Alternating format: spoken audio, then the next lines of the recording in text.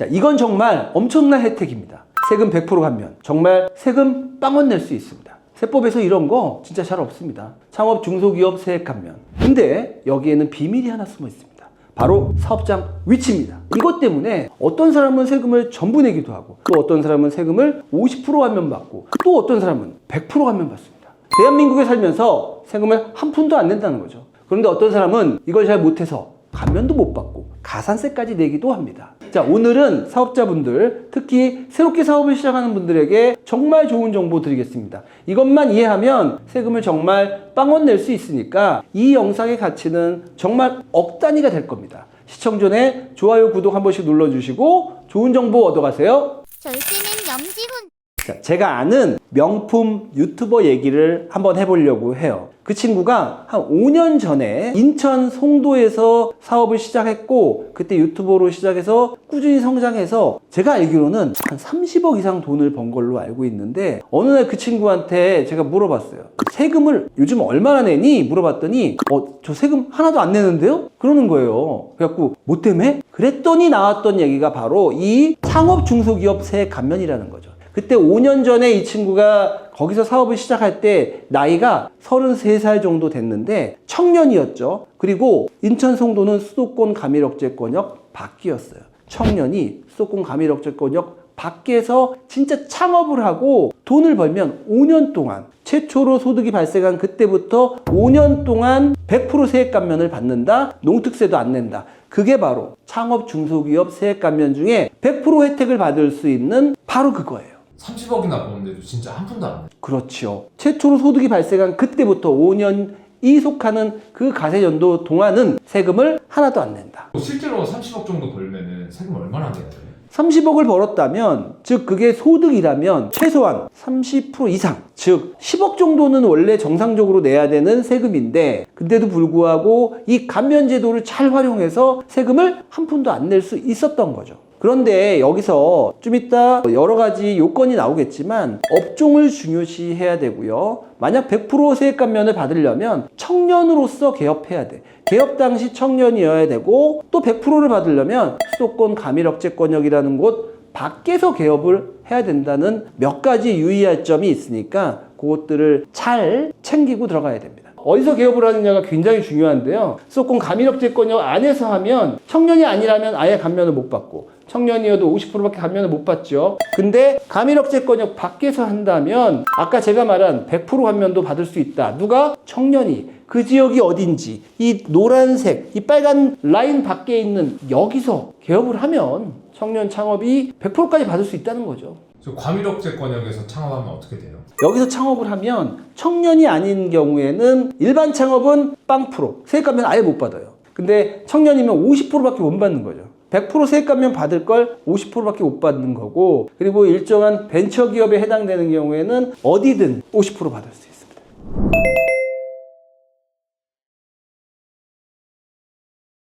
근데 지역으로 보면은 과밀억제권역은 어쨌든 50%나 세금 혜택을 받는 거고, 거기서 벗어나면 100%나 받는 건데, 그럼 나이 제한이 정확하게 어떻게 돼요? 우리가 청년등이라 하면 만 15세에서 34세다. 제가 아는 그 동생 그때 36세였거든요. 근데도 청년 혜택을 받았어요. 왜 그랬냐면 군대를 이 친구가 2년 이상 갔다 왔거든요. 그래서 군대를 갔다 온 기간은 빼준다는 거. 그래서 개업 당시에 청년이면 그 혜택을 50%가 아닌 100% 받을 수 있다.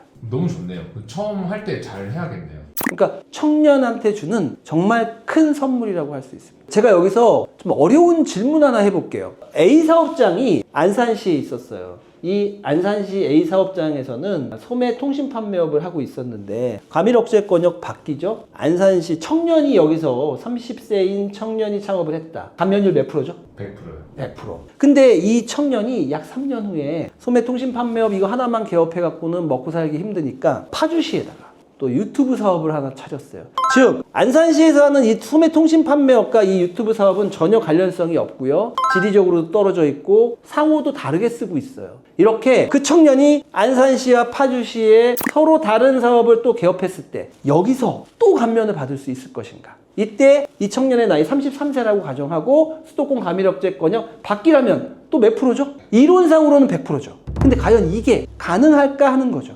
가능할까요? 그렇다면 15세부터 계속 개업해서 또 다른 거 창업, 또 다른 거 창업, 중복해서 계속 창업 감면을 받을 수도 있냐 하는 거죠. 여러분들은 어떻게 생각하세요? 안 될 것 같은데요. 최초 창업만 되지 않아요? 지금 저희 세무팀에서 일주일 동안 좀 갑론을박 좀 많았는데, 저희가 지금까지 본 바에 의하면 이 사업장 간의 서로 관련성, 업종 간의 관련성, 상호 이런 것들이 다 별도라면, 즉 진짜 창업이라면, 서로 분리되어 있는 새로운 창업이라면 가능하다. 이게 저희 세무팀의 의견입니다. 그럼 계속 다른 종목이면은 다른 지역에다가 창업해도 100% 감면을 받을 수 있는 거예요?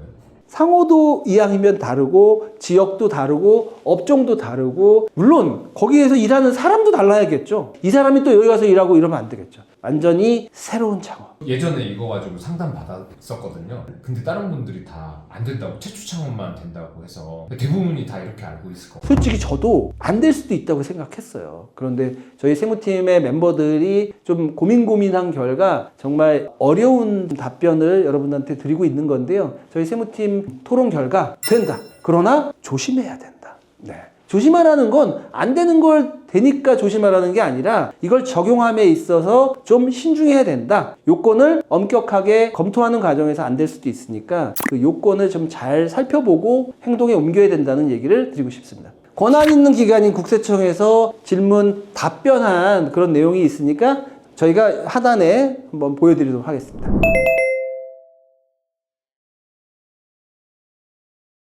안녕하세요. 세금학교 2타 강사 최승현 세무사입니다. 저는 이번에 아까 말씀하셨던 업종과 지역 그 요건에 대해서 조금 더 자세하게 설명을 드릴게요. 창업자금 증여세 과세 특례 때 했던 업종하고 동일하고요. 업종을 조세특례 제한법 제6조 3항에서 화면에 보이시는 대로 나열을 하고 있어요. 이 빨간색 박스 보시면 음식점업 있죠. 내가 어떤 걸 개업을 했는데 이게 음식점업에 해당하느냐는 표준산업 분류를 확인을 하시면 돼요. 표준산업 분류를 확인하시면 되는데, 뭐 인터넷 창에 표준산업 분류를 검색을 하시면 이렇게 연계표를 보실 수 있고요. 그 표에 보시면 음식점업에 5615 제과점업이 있고, 그리고 밑에 보시면 또 빨간색으로 해놓은 커피 전문점이 있어요. 저번 시간에도 저희가 빵집하고 커피 얘기하면서 빵집은 되고 커피는 안 된다 이렇게 말씀을 드렸는데, 음식점이 나열된 업종에 해당이 되는데 제과점업은 음식점이라는 거고 커피는 음식점업이 아니라 주점업이라는 거예요. 주점업 및 비알코올 음료 점업이라는 거예요. 그래서 이렇게 내가 어떤 해당 업종을 이게 되냐 안 되냐 판단을 할 때 이 법뿐만 아니라 표준산업 분류도 반드시 확인을 하셔가지고 해당되는 것을 잘 고려를 하시기 바랍니다. 다음에 이제 위치인데요. 저희가 이제 되게 자주 나오는 얘기죠. 수도권 과밀억제권역, 수도권 뭐 이런 얘기가 많이 나오는데 한 번 더 좀 정리를 하고 갈게요. 수도권이란 서울과 경기도, 인천을 말하고요. 그거를 이제 수도권 과밀억제권역과 성장관리권역, 자연보전권역으로 나누고요. 이 과밀억제권역은 수도권 정비계획법 시행령 별표에서 이렇게 나열을 했는데, 보시면 아까 염준 세무사님께서 설명을 하신 대로 서울 중심부가 이제 일반적으로 과밀억제권역인데 조심해야 될 게 있어요. 이 화면에 과밀억제권역 5번 보시면 남양주시 있죠. 성장관리권역에 7번 보시면 남양주시 있어요. 그 다음에 자연보전권역에 2번을 보시면 또 남양주시가 있습니다. 그러니까 내가 남양주시에 개업을 할 거야 이렇게 생각은 하지만 동마다도 이게 다르다는 거예요. 과밀억제권역일 수도 있고 아닐 수도 있으니까 그게 지금 감면이 50%가 되냐 안 되냐잖아요. 같은 지역이라도 동마다 다를 수 있으니까 반드시 확인하시고 창업을 하시라, 이 말씀 꼭 드리고 싶습니다. 근데 만약에 자기가 감면 받는 지역인 줄 알고 세금을 적게 낼 수가 있는지 모르겠지만 그렇게 했다가 나중에 아니다라고 판명돼요. 신청을 했다가 감면을 받았는데 이 지역이 아닌 거예요. 그러면 이제 추징 당하고 가산세도 나올 수 있죠. 그러니까 반드시 확인을 해야 됩니다. 세금을 더 내는 거네요. 그렇죠. 그 다음에 마지막으로 효과 볼게요. 저희가 표를 하나 만들어 봤는데, 여기 화면을 보시면 수도권 과밀억제권역이냐 바뀌냐, 그 다음에 창업중소기업이냐 청년창업중소기업이냐 그리고 벤처기업이냐 이렇게 해서 감면율을 가지고 왔는데, 일반 창업이면 과밀억제권역 안에 있으면은 이제 감면이 안 되고요. 밖으로 나가야지만 5년 동안 50% 감면 받을 수 있고요. 청년인 경우, 아까 청년 말씀해 주셨는데 15세 이상 34세 이하입니다. 과밀억제권역 안에 있으면 5년 동안 50%, 밖에 있으면 무려 100% 감면이고요. 벤처기업은 일정한 요건을 충족을 하는 경우에 벤처기업이 될 수 있고, 이 지역과 상관없이 5년 동안 50% 감면을 받을 수 있습니다. 단 이게 25년 올해 창업해야 이렇게 적용을 받고요. 내년에 만약에 26년에 창업을 하신다면 이 감면율하고 조금 다르게 아마 적용이 될 거예요. 올해 창업을 하신다면 이 표대로 적용을 받을 수 있다. 다만 또 이제 올해는 한도가 생겼어요. 한도가 1년에 5억 원을 한도로 합니다. 그래서 원래 작년까지는 이제 작년에 개업했으면 정말 한도 없이 이게 감면이 다 됐거든요. 근데 올해는 1년에 5억 원을 한도로 해가지고, 근데 또 생각해보면 창업을 했는데 빠른 시간 내에 세금이 막 5억 원 나올 만큼 이렇게 성장하기는 또 쉽지 않잖아요. 그러니까 크게 이제 걸리는 규정은 아니라고 저는 생각이 됩니다. 처음에 개업하고 초반에 네. 결손이 날 수도 있잖아요. 그래도 5년이 지나면 감면 못 받나요? 이게 이 5년이라는 거는요, 처음 소득이 발생하고 나서 5년입니다. 처음에 손실들 많이 보잖아요. 손실 봤는데 그러면 나는 이거 못 받냐 생각하실 수 있는데, 손실을 보다가 이제 처음 소득이 발생했을 때부터 5년입니다. 그럼 소득 일단 만들어 놓고 네. 소득을 한참 뒤에 내면 한참 뒤가 어느 정도예요? 저는 자꾸 이제 편법이 생각나는데 굉장히 아버지가 부자여가지고 네. 우리 아들 딸을 젊었을 때 일단 창업을 시켜놓고 자회사처럼 만들어가지고 뭐 일감 몰아주기를 할 수 있는데 매출이 한번 팍 터질 때 한 20년 뒤에 줄 수도 있잖아요. 그렇게는 안 되고요. 처음에 이제 창업을 하고 나서 소득이 발생하지 않은 게 뭐 5년이 지나면 그때부터 이제 감면 적용이 대상이 된다고 봐야 돼요. 아 무조건 감면이 되는. 네, 그래서 그때도 소득이 없다 하면 이제 끝난 거죠. 근데 이거는 제가 오늘 얘기를 들어보니까 그러니까 꼭 창업을 안 하시더라도 이 청년 기준만 맞으면 마지막이라도 일단은 창업을 하나 해놓는 건 나쁘진 않은, 그 기간이 지나면 아예 안 되는 거니까. 그렇죠. 제가 이제 그 선인데. 뭐 실질적인 사업 안 하고 이제 만들어만 두면 직권으로 말씀해 주실 수 있어요. 그러니까 만들어만 두고 정말 사업을 안 하면 직권 말소도 당할 수 있습니다. 감면이 굉장히 파워풀하니까 이제 주의사항이 많은데, 이 주의사항은 저희 염지훈 세무사님께서 마저 설명을 해주시겠습니다.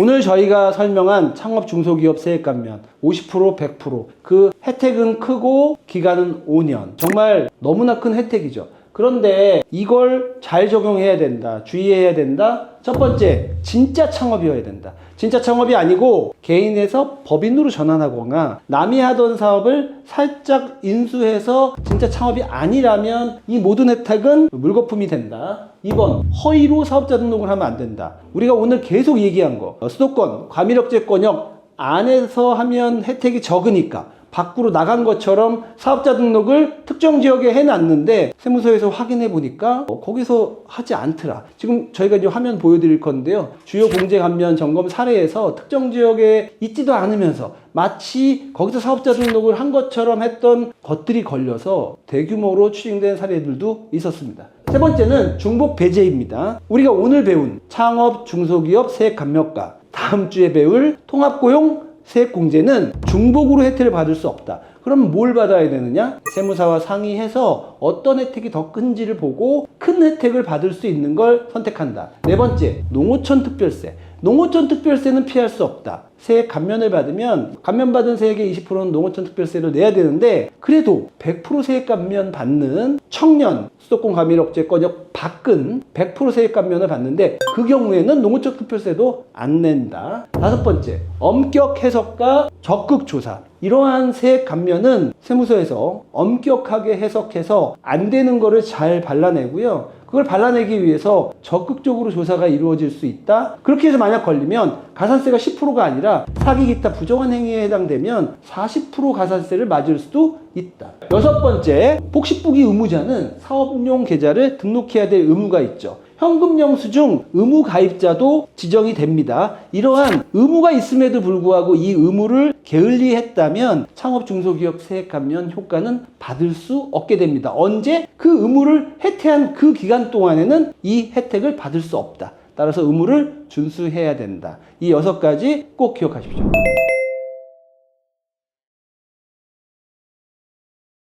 청년이든 청년이 아니든 일정한 지역, 일정한 업종으로 창업을 하면 50%에서 100% 세액 감면 받을 수 있습니다. 특히 청년이 수도권 과밀억제권역 밖에서 창업을 한다면 5년간 100% 세액 감면 받고 농특세도 20%도 안 낼 수 있습니다. 따라서 창업을 준비한다면 지역과 업종을 잘 생각해서 창업하는 게 좋습니다. 이런 의사결정만으로도 시작부터 많은 세금을 아끼고 시작할 수 있습니다. 지금까지 국세청에서 22년 근무한 해결사 염지훈 세무사였습니다. 감사합니다.